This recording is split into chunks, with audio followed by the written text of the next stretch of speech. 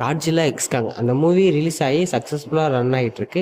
இப்போதைக்கு அந்த படத்துக்கான சீக்வலும் கன்ஃபார்ம் பண்ணிட்டாங்க. பட் இதில் சீக்வல் வரதுக்கான வாய்ப்பு இருக்குது. பட் ஒரு பேட் நியூஸ் சொல்லியிருக்காங்க. அந்த பேட் நியூஸ் என்னன்னா, நம்ம ஆடம் வின்கார்ட், அதாவது காட்ஜில்லா எக்ஸ்காங் அண்ட் காட்ஜில்லா விசஸ்காங் இந்த 2 மூவி எடுத்த டைரக்டர் ஆடம் வின்கார்ட் அடுத்து வரப்போகிற படத்தை டைரக்ட் பண்ண போகிறதில்ல அப்படிங்கிற மாதிரி சொல்லியிருக்காங்க. பட் நம்ம ஆடம் வின்கார்ட் இதுக்கு முன்னாடி சொன்ன இன்டர்வியூவில் நான் இதை வந்து ஒரு ட்ரையாலஜியாக தான் முடிக்க சொல்லி நினச்சிக்கிட்டு இருக்கேன்.